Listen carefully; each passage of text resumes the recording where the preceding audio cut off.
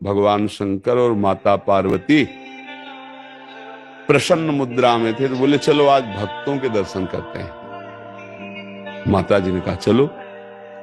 भगवान एक साधु के वेश में हो गए, माता जी पीछे साध्वी के रूप में हो गई।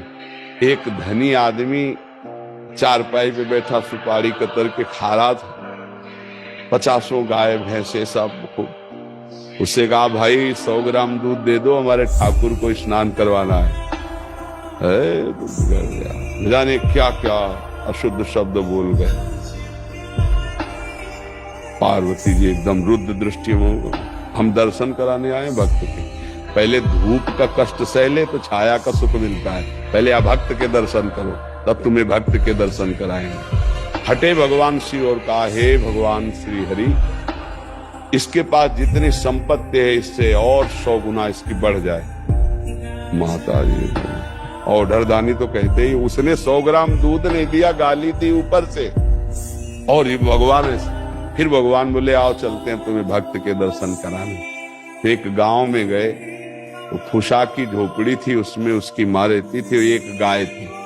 जवान आदमी, गंगा जी पार्श्व में बहती थी, गंगा नहा के भजन करता, माता की सेवा के लिए मेहनत करता, और गाय जो थी 100-200 ग्राम दूध देती थी, उससे माता जी की सेवा।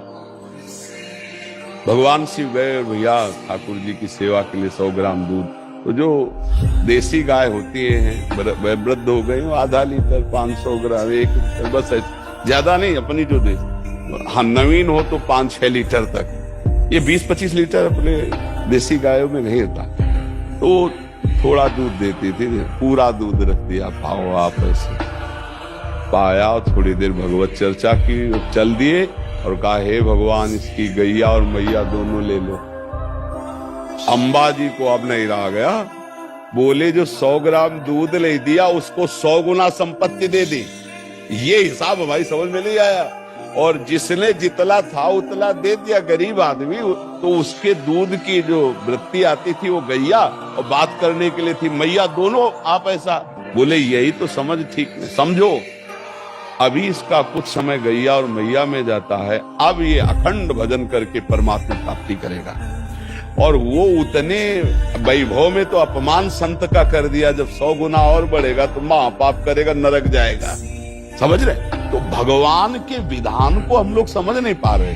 अगर हमें भगवान नहीं दे रहे तो जरूर हम पर कृपा कर रहे हैं, ऐसा हमें मानना चाहिए। नाम जप करो, दूसरों की सेवा करो, तभी आप ये भक्ति का रास्ते समझ पाओगे।